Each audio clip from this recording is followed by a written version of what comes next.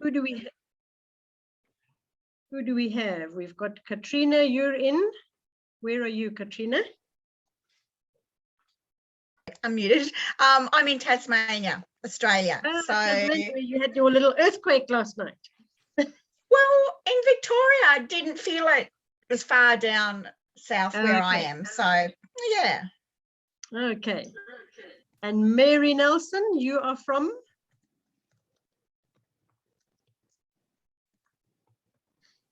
Jessica? Minnesota, USA. Aha, Minnesota, right. Daniel is from Kenya. My colleague John is with me here in South Africa, but on the other side of this province. Christella Engelbrecht.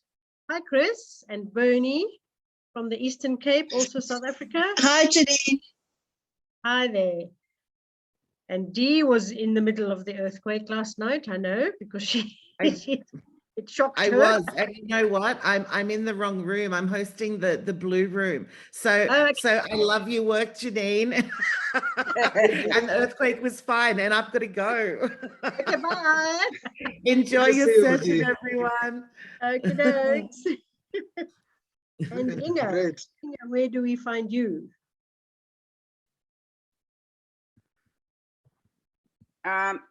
You're on mute. There you go. Excuse me? I was asking whereabouts are you in this world?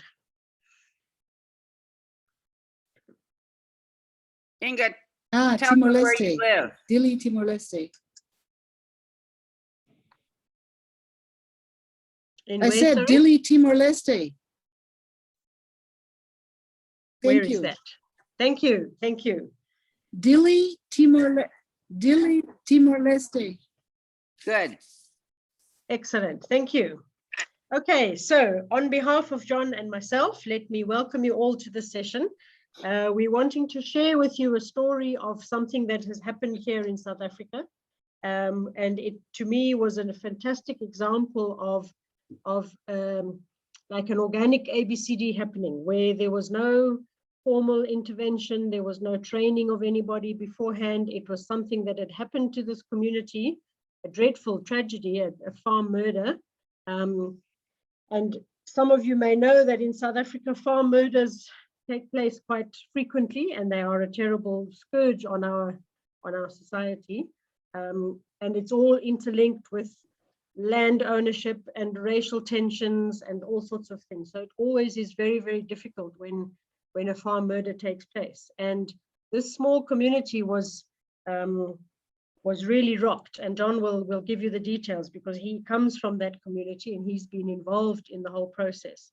But amazingly, there was just this movement to rebuild the community and to not allow this terrible tragedy to affect South Africa. So it's something that we are very excited about, and something that has actually had a very good positive ripple effect. So we're lucky to have John with us because he keeps jumping into his car and disappearing to other parts of the country to share the story, and everyone else is now trying to do exactly the same thing as what's been happening in this small community. So I shall share my screen so that we can do the presentation for you, and then after that we would like to have discussions and questions and so on.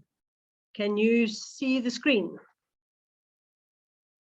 Yes, we can. Yes. Wonderful. So welcome in Senekal. And John will do the rest. Dumelang in Senekal, that is a Sotho version. I'm from the Free State here in the Eastern Free State. It's predominantly Afrikaans and Sotho. Fantastic. So just to give you a little bit of a context, there is a map of South Africa. And in fact, I should have updated this because my little blue arrow is no longer pointing towards Gauteng. 3 weeks ago, I moved down to KwaZulu-Natal. So I'm now living below John's blue arrow in KwaZulu-Natal, in a small town called Howick. And John is in the Free State on that other blue arrow, kind of almost in the middle of South Africa. It's very much a farming community, very cold, dry province, and very, very hot in the summertime. So there's a little bit more detail of Senekal, where you find it. in the Free State. The capital of that area is Bloemfontein, and John is a little bit northeast of that, in the small town called Senekal. So what happened was, there was this terrible murder that took place of a young farmer, and he was tied to a steel post with a rope around his neck, and his father came home and found him tied and dead and tied to this pole. And it caused a terrible, terrible protest in the town. The guys who committed this murder were caught, and they were brought to trial. And these photographs, John will be able to tell you, these photographs show you the tension between the predominantly white farming community and the black community of Matwabeng, and one of the local political parties who dresses in red, called the EFF, the Economic Freedom Fighters. And it was a very, very tense day and a very, very tense time in the history of this small town. So John, over to you. Thank you so much, Janine, and also just to greet everybody wherever you are listening and participating from. I really believe that this is an incredible opportunity for us to share the story that has got a power to influence not only communities, but also our nation. And we have really been privileged. You know, people always say, but what you mean by privilege? Because this was actually a tragedy, but for us, it became a great opportunity that we, as the small community of Senekal, that this happened here in Senekal on the 16th of October. As you can see from the photos there, we had, for the first time in the history after the democratic dispensation, where you have such an intense confrontation between racial groups. And this almost spilled into a fully fledged civil war in South Africa. It would actually have started here in Senekal. And as you can see from the pictures, you know, there were a lot of weapons that people also came and brought in this meeting. It became the center in South Africa at that moment.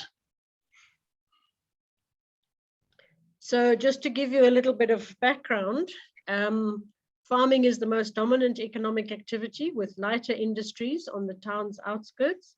And in recent years, the area has been plagued with drought and municipal service delivery problems.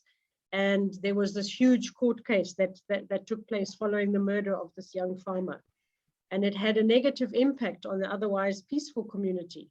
And so even though there were various efforts initiated to address the challenges facing the community, they realized that they needed a much stronger, all-inclusive approach. So responding to this need, the Senekal Matwabeng Community Forum was established to try and work together, and it brought people from the whole community, both sides, if you like, of the community, the Afrikaans speaking side as well as the people living in the township.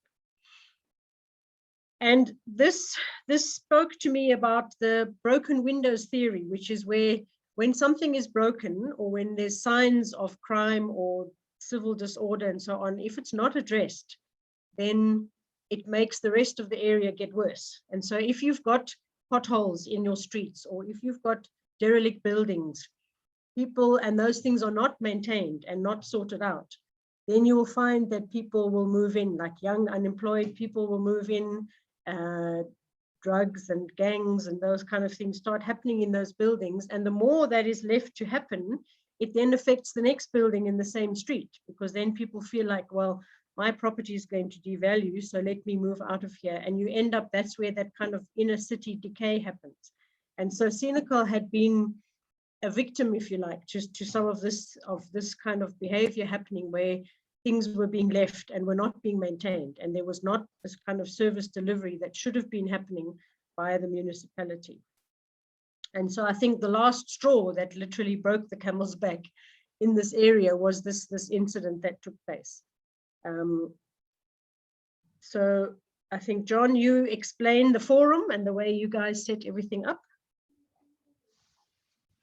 Yes, you know, I think it had to come to a tipping point in the community for a sustainable change to begin to happen. And for us, it was, as Janine said, this became a tipping point. This very incident became a tipping point for us. But we were fortunate enough that during that time, and I'm actually very humble that I have been also been instrumental in bringing different stakeholders within the community, which now resulted into us making a decision to start a forum, to use this as an opportunity, because remember at that time, this story was all over, even international community. They zoomed into the situation, and all of a sudden, a narrative was formed that Senekal is the racial battlefield for civil war in South Africa.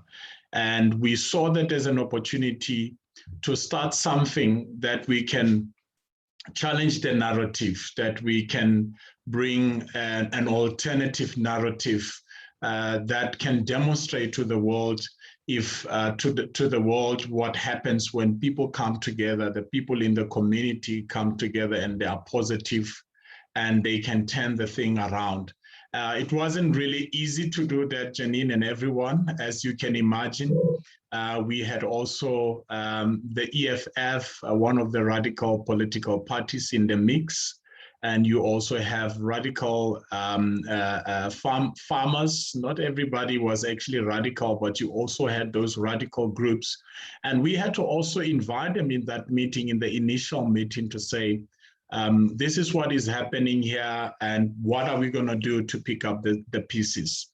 But luckily enough, we had people that are passionate about their community, even though we differ in different how we also look at what is happening around our community. But one thing that really tied us together was our love and passion for the community.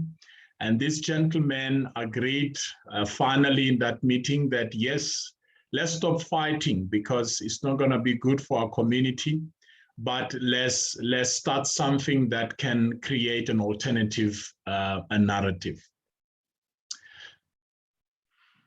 And that's when the forum was started, and then we have our chairperson, which is one of the professor, but who was born and bred here in Senekal.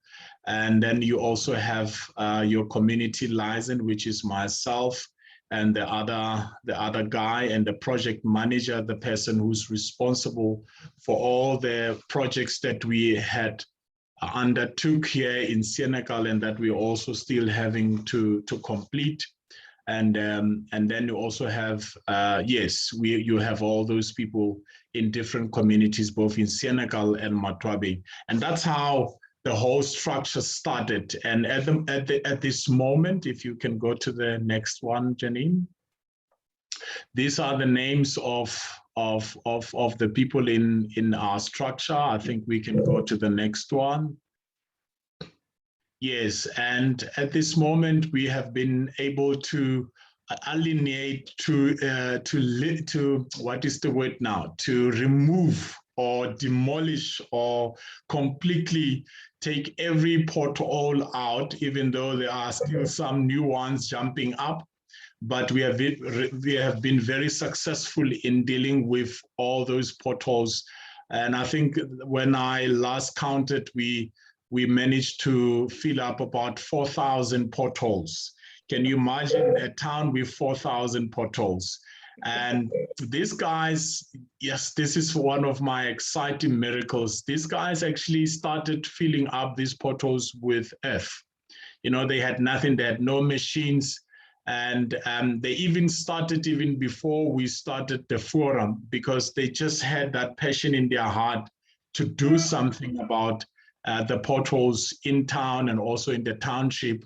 And later they came to join us and we helped them to register their own company. As you can see, them lifting up their documents for their new company. So now they are full-time working with the forum to fix the road, and they have also received some training from a very credible company that came to do one of the roads for free for us here in Senekal.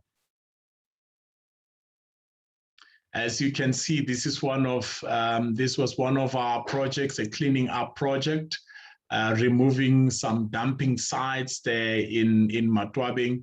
And the beautiful thing about this is that the story of Senekal goes beyond just filling up potholes, but this also becomes an opportunity for social cohesion, you know, people building relationships, people who would not necessarily work together or even going into each other's communities for the first time. This incident provides a platform where people now can build genuine relationships. And one of the stories that are very exciting is that out of these two gentlemen who both are in business, black and white, and they came together and then they formed a partnership. Something that you never see, especially in a small town like Senekal, where, you know, your white businessman and a black businessman come together and say, okay, let's join hands together and let's try to create jobs. So this happened out of this situation. As you can see there, I'm standing there, and some of the farmers also brought their machinery to fix the soccer field there for the little ones. And the story about this particular farmer is that he admitted, and he said, I've never been in a township ever. I've never even had any desire to go into that area. But because of what I have seen happening after this incident and people coming together, he said, I couldn't miss the opportunity, so I had to jump in. And so he brought his scraper there. And you can see the little ones are already excited now. They've got a playing field ready for them to play in. Yes, and then we have there the old bridge, and we had the children from one of our high school here in Senekal in town to paint and to redo that bridge. And as you can see also, you know, the local business people build it here in Senekal, a company called Build It. They also supply paint for us to paint our streets. So once we started with one project, it became a ripple effect. It was a pulling force where almost everybody in the town said, we want to be part of the change. And as Janine said, you know, this was not so much planned. It's something that just happened naturally, you know, out of the blue. All of a sudden, people could work together. Why? It's because there was an incident, there was a tipping point, there was a factor that united everybody. And this is the beauty of ABCD. And I think this is some of our last pictures, and you can see there, one of the things that we do after every big project, we've cleaned up some of the business people in town, they provide with food, and then now people can come together and help care. We use a care is an Afrikaans word, meaning that now we can fellowship, and that's actually where real relationships now are being formed.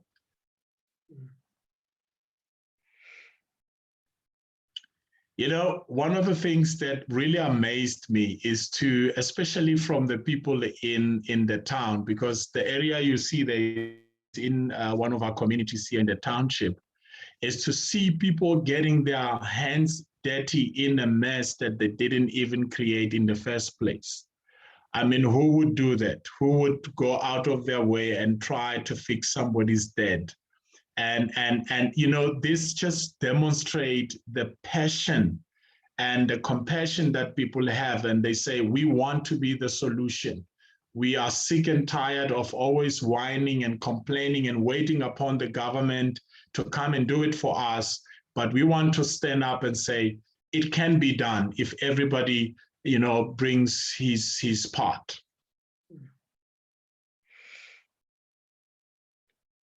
And of course, as you know, this actually also attracted a lot of media houses, which were in the first place responsible to create that narrative of division and racism, because, you know, media's always feed on this.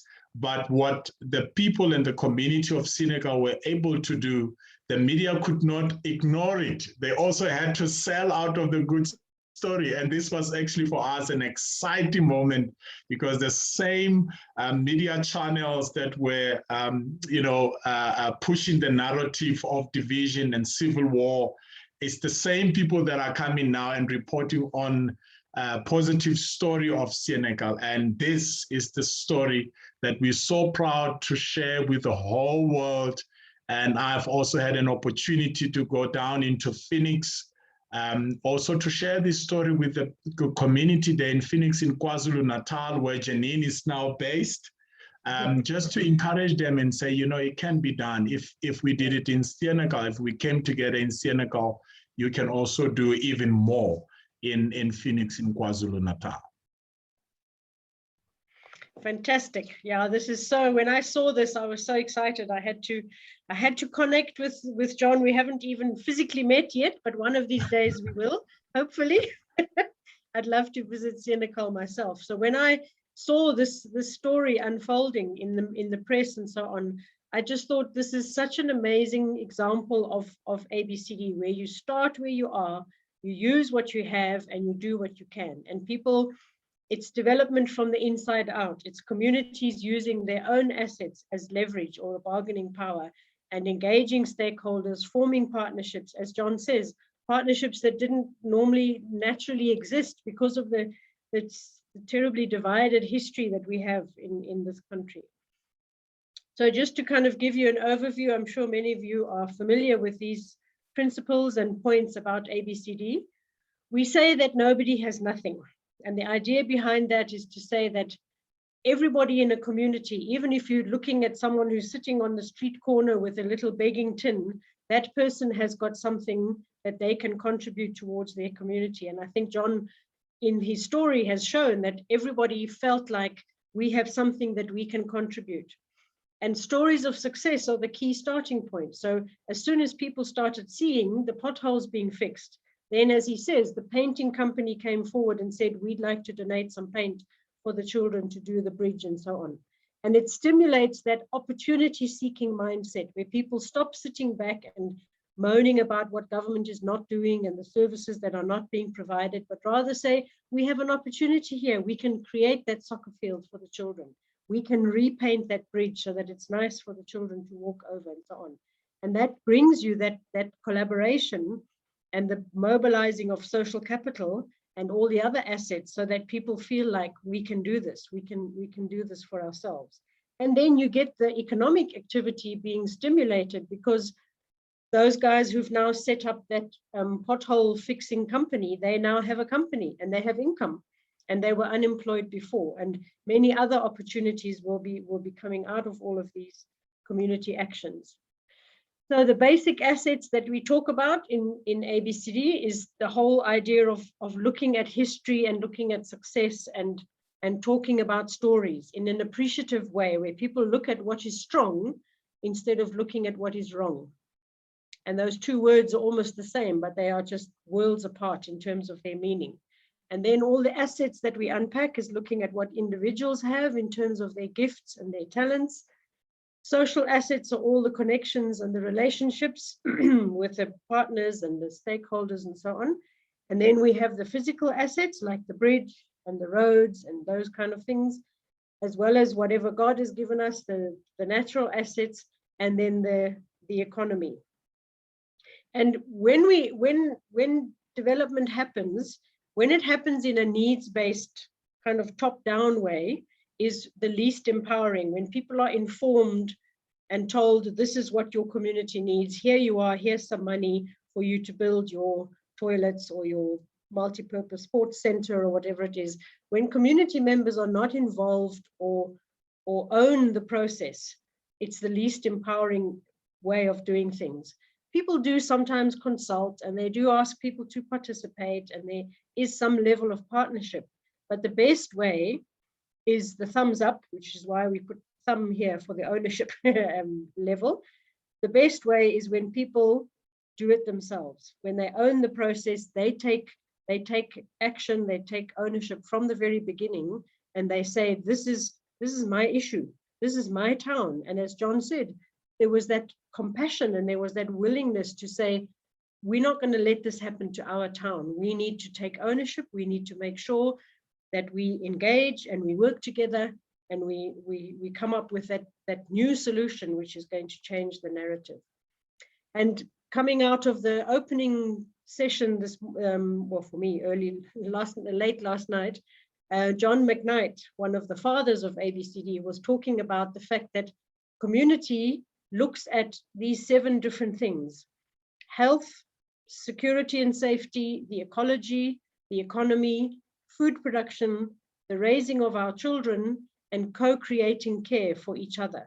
And I think when you look at the Senekal Matwabeng case study and the story, so many of these aspects were there, because people felt like for our own mental health and for our own, literally our own security and safety, we need to make sure that we work on something. And the ecology is to do with the litter cleanups and the cleanup campaigns and so on. The economy is where you're looking at people developing jobs. And for raising our children, we need to be growing this next generation of South Africans who don't look at the country in terms of color and in terms of race. And in raising our children responsibly and involving them in these campaigns and so on, you saw the pictures of the kids all taking part in picking up litter and doing things together. We are showing the children a new narrative. We're showing them that this is how we care for each other, and this is how we can build a new South Africa, which is so much more healthy for all of us. And I love this quotation, which comes from Rhonda Phillips and Robert Pittman, where you see that there are some communities that just have a fatalistic attitude and they feel like they are victims and they feel like there's nothing that they can do. But for every community that fails to act, there is another one, like a Senekal one, that is proactively applying the tools of community and economic development to better itself. And successful communities realize that it's a group effort. And sometimes it does take a horrible negative event like a farm murder to push a community into action. And communities realize that change is inevitable, and they choose to be prepared by practicing good community and economic development. And in today's changing global economy, maintaining the status quo is really an option. Either the community is going to move itself forward, or by default, it's going to move backwards. And so to achieve that desirable quality of life and community well-being requires informed action. And I think here we have a nice little video of what's been happening so far.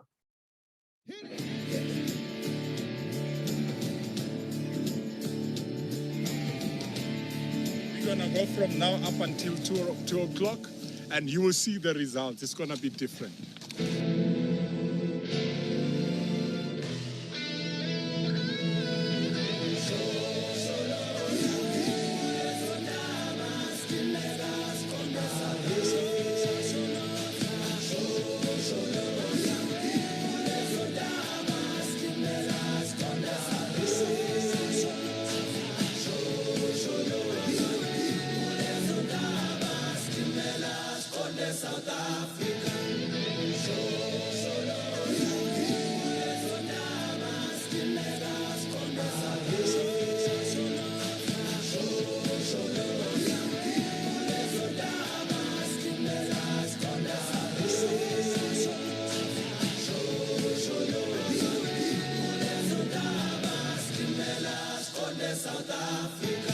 As ongelooflijk ben ik kan niet beloven wat ik moet omleg zien.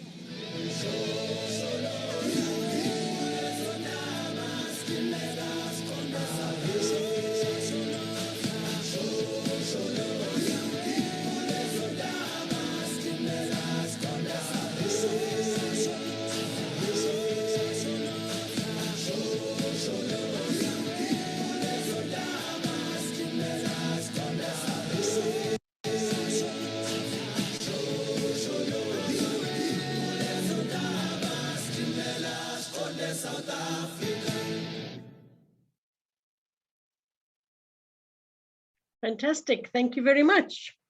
Any questions?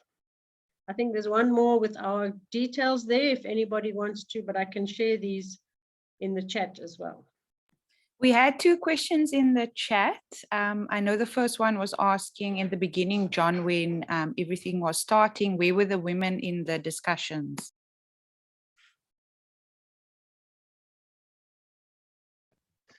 That's actually a good question. Where were the women in those discussions? I think at that moment, people that were very vocal, because when I called the initial meeting, I identify people that were the biggest voice, especially in the social media, because, you know, when something like this happens, people go on social media. And at that time, it was only men that were very outspoken, you know, from both communities. And then I had to identify those loud voices that were, you know, having genuine concerns, but also in a sense, very negative. So I wanted to get the negative guys. So fortunately, in this space, women were not negative at that time. So that's why we got all the men. So it wasn't even every leader in the community, but it was those key leaders that were pushing a narrative on Facebook and all on other social platforms that we have in the community. But then the women joined in numbers after that. Our committee now, we've got 4 women that are part of our management committee, and they're doing an excellent work. And one of the ladies responsible for our media and our official statements. So likely enough, the women were not offended that they were not part of the initial meeting, but they are very much part now. Great. I see Joe also posted about who started the first conversations, which I think you alluded to, and also where were the conversations happening in the areas, buildings or groups, and also inside your community. It grew and spread inspirationally. How did you keep it developing? Yeah, I think I'm a firm believer in the big book, the Bible. It says, find the men of peace and the women of peace in the city, and the rest is history. So I think I was actually the man of the peace that was identified. I just had that heart to do something, but then more people came in. And more people came in with different expertise and different experiences.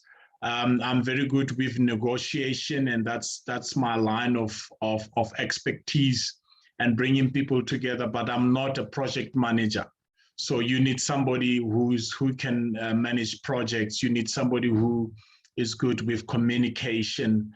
You know, the practical things that sustain a movement, because that's what we are. I don't see ourselves as an organization, but as a movement that is modeling something that can really turn the whole situation in South Africa around. It has already done that. We've got a lot of communities that are following through. Thanks, John. And then Jessica also just posted, she was wondering if there was a space for difficult conversations to arise, because obviously, like the presentation says, it came out of a tragedy. So were conversations held around those sensitive topics like race, income disparity, in inequalities, or it was primarily around the activities like you stated?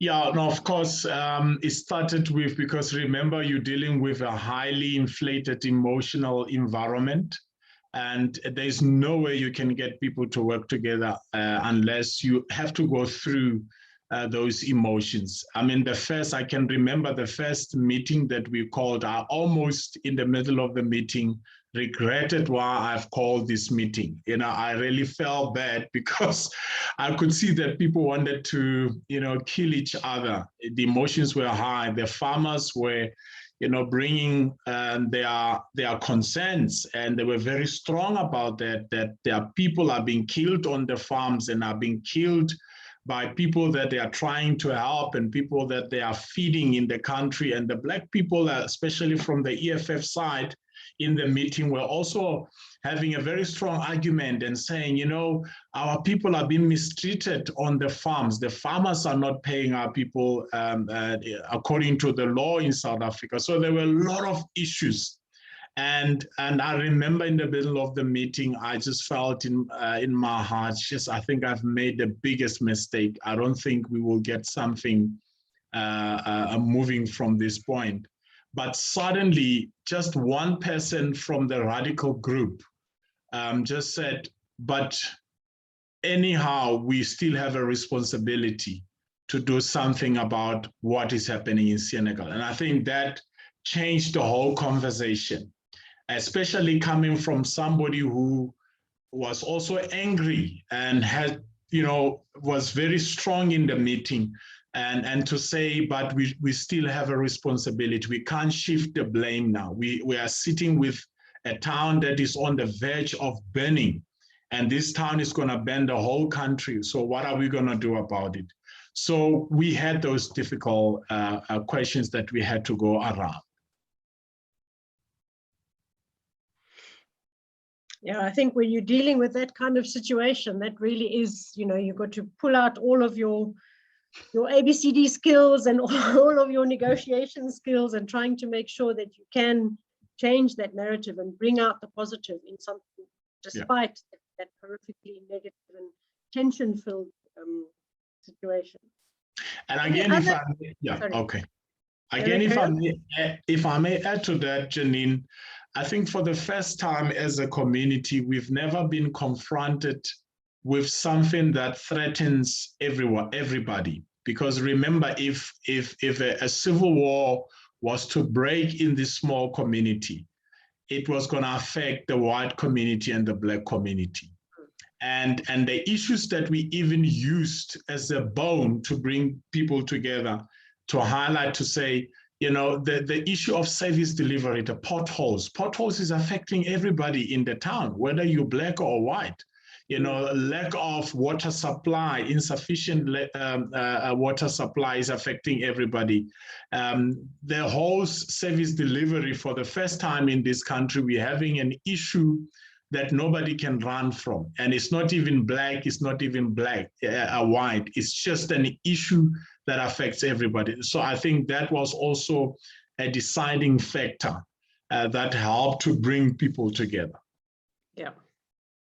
No, definitely. Sometimes we've got to get right to the bottom before we can start climbing up again. And I think that's where that kind of tragedy spurs some kind of action, because people just realize we can't go down any further.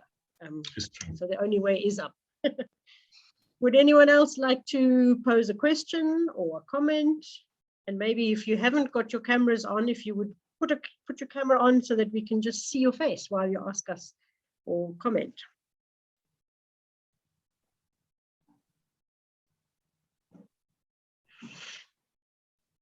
Oh, I see Daniel is asking, how is the story being shared across the country?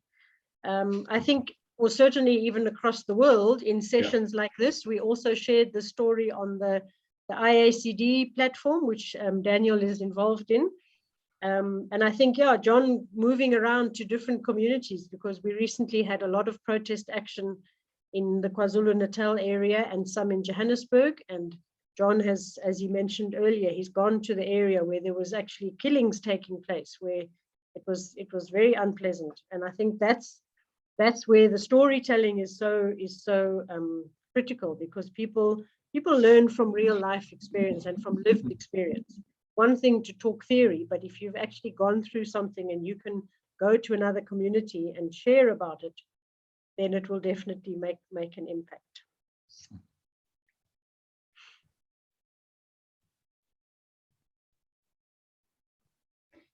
I don't know if I'm connecting. I think I am. You know the principles: start where you are, use what you have, and do what you can. And like you were saying, John, you know, emotion was so high. You know, it's great to address a pothole and build a playing field, because that is where people will start. Because otherwise, you know, those terrible conversations that just go round and round and nothing changes. But doing what you did, you know, you stand where you've started and it's changed. So once again, you can go back to those principles, start where you are, use what you have and do what you can. And eventually you get to the root of those difficult things. You know, it's the power of the simple, isn't it? Keeping it, you know, and I'm not saying that it was a simple thing, what you did. It was beautifully complex and, you know, but so straightforward. When you follow those 3 principles, the ground will keep shifting. And therefore your starting point can move you again and again and again. And oh, the joy of litter picking, you know, where can this lead? If this can lead to world peace, you know, get me out there. Yeah. Thank you. Absolutely. Thanks, Joe. That's beautiful comment. Thank you. Yeah.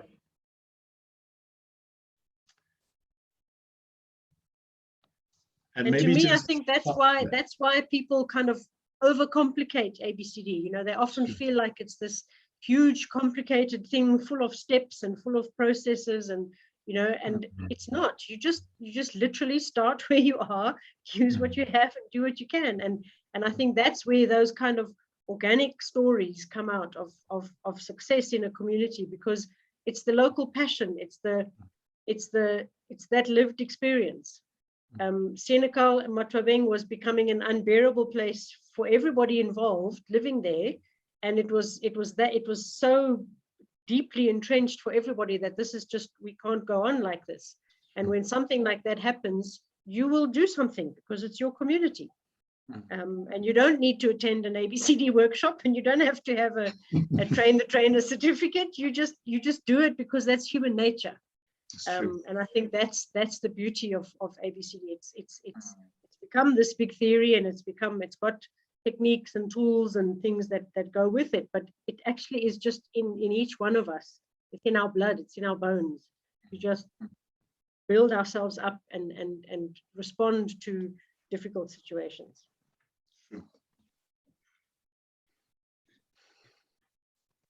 And one of the interesting things that also came out of this initiative that has now become a ripple effect even across the countries is that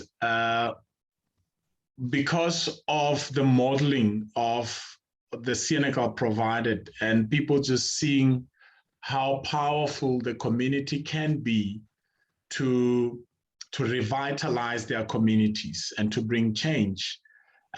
Even the government on the national level, I haven't shared this with Janine, but this is something that we also celebrate. They have now come up with revitalizing your small community, your small towns. Now there is a focus now to what can we do and how can we help, how can we work with community organization to revitalize their small towns. And there is going to be a budget from the municipality to help these organizations to really revitalize their communities, which is a very positive thing. And the second one is that because of the electoral bill that has also gone through the parliament to allow the ratepayers organizations or the community, the non-governmental organization within the communities to stand for the elections, there is also from our side a forum that has been that started out of this. Even though we not were political, we still remain neutral, but there has been people that has taken upon themselves to say we also want to contest the election with the simple reason that we want to have a sustainable, because how long can you keep on asking people money to fix a pothole? So it's not going to be sustainable, because now people are going to get tired and say, we keep on giving money to fill the potholes, but the municipality at the same time is also asking us to pay for our tax and rates. So, which has now been adopted by many communities coming up these local elections that we have in South Africa. So you can see that even just a small action, just applying the principle, it can go so far. There's so many communities that now are taking responsibility over their towns. The government is now shifting their focus and say, hey, we need to also consider the small towns. So, and that's how the community actually changed. I mean, the whole country changes from a community level where people take responsibility in their respective communities. Thanks for that, John. And then Mariam also posted 2 questions about how long it took the various community groups to trust each other. And is the current vision of the Senekal community, is it shared by all community groups? Yes, you know, it's a process. It's a process to really get everybody on board, to have those relationships built. It's not something that you do overnight, but we have been privileged to have more and more people, you know, opening up. And I tell you, if I say more and more people, I can tell you testimonies upon testimonies of people who were very radical, people who would not want to do anything with other groups. And they are part of the forum now.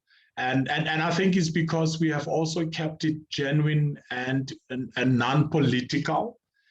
We haven't embraced things that are dividing people, but we have embraced more people that things that bring people together. And yes, the vision is growing. And I think also when people within the community can see that other communities are following into the footstep of Senekal, so that also becomes a motivation to say, hey, we've got something going here in our community. Look at Winbeck, look at Bethlehem, look at other communities are adopting what is happening in Senekal. So that also becomes something that people want to be part of, something that is working. So that makes it very easy for us to get almost everybody on board, but we're still working on that. It's not everybody who's on board. Some people are still negative and saying, I won't pay my tax and rates, and I won't also be cleaning the streets and filling up potholes. But you know, you get those people everywhere.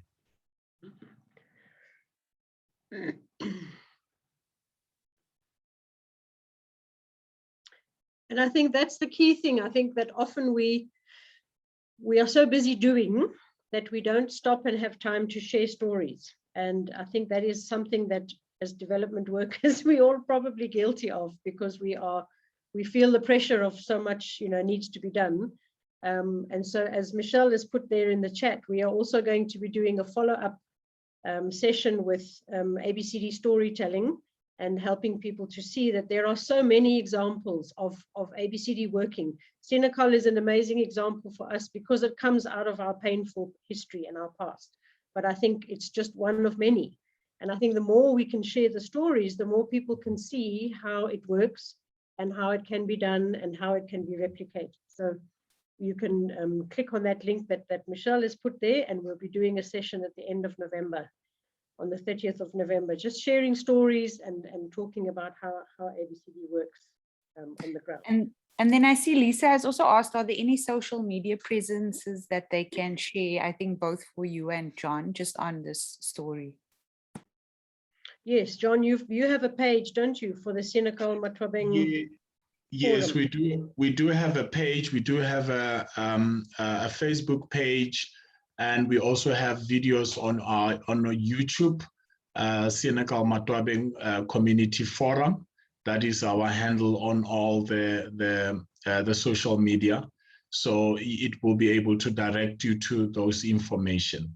So yes, I just didn't prepare those websites. I think next time, but I can give it through you, Janine, and then everybody can have an access to our website. Okay, yeah, there Maurice's put the website. Okay.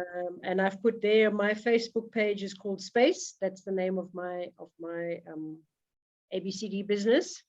And I can find for you the Senekal one. Yeah. I think it's the SMCF. So yeah, I think it's just a question of getting as many stories out there as we can. Oh yes, Lisa's put it there. Any final questions? Any?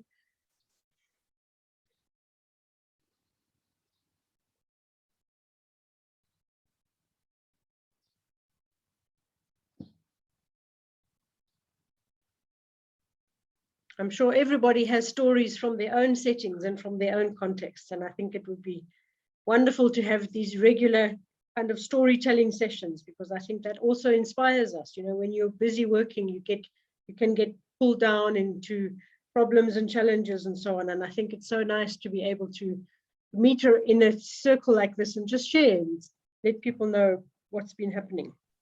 Lisa, you have a question. You've raised your hand. Yes, thank you. I think two questions. The first question would be like whether and how you have seen the relationship evolve since it initially started.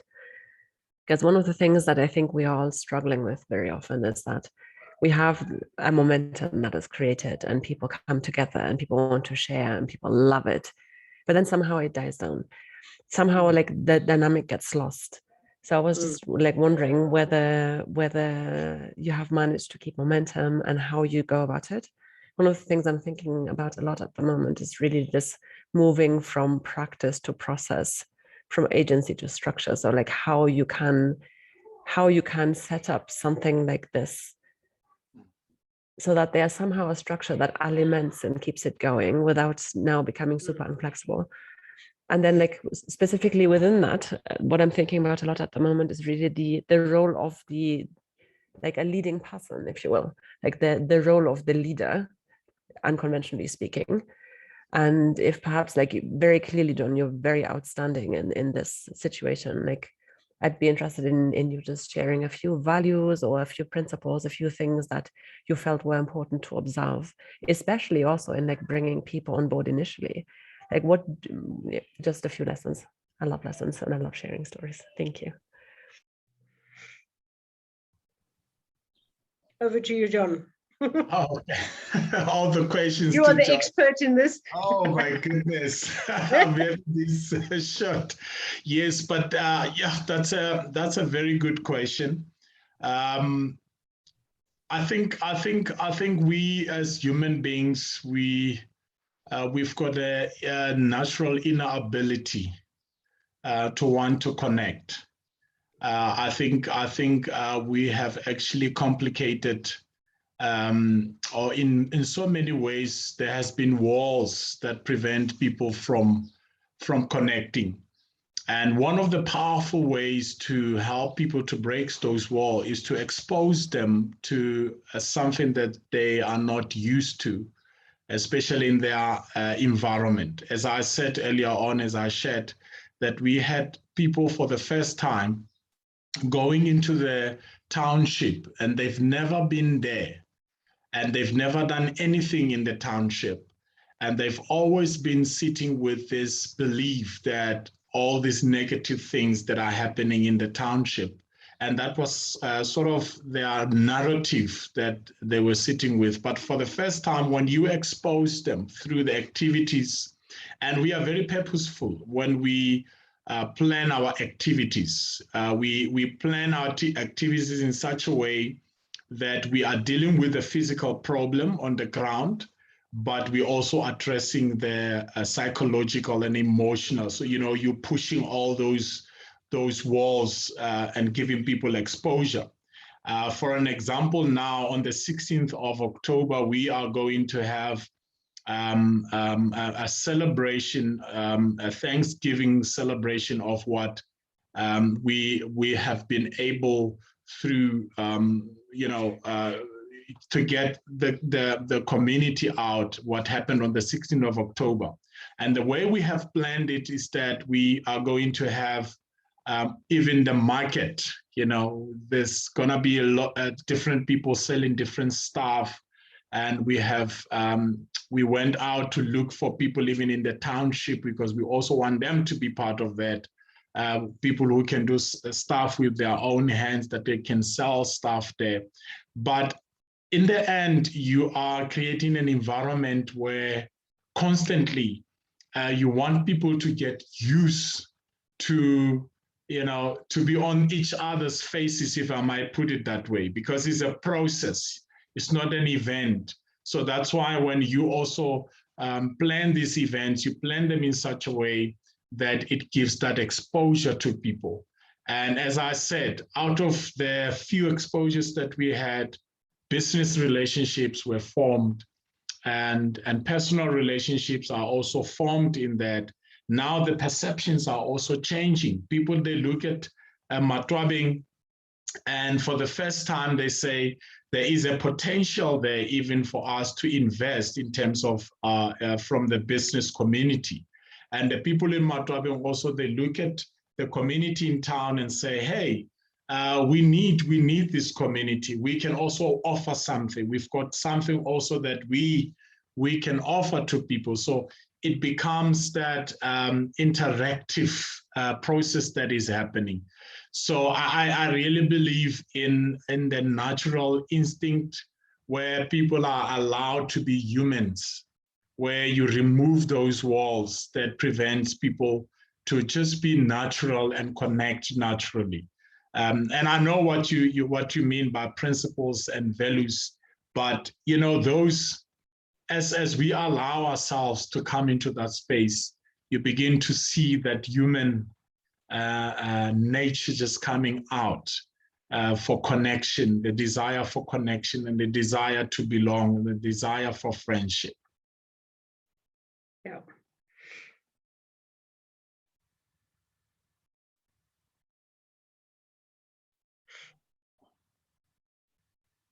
Thank you. Yeah, no, I think that's a beautiful note to be ending on. I'm aware of the time that we have only a few minutes left.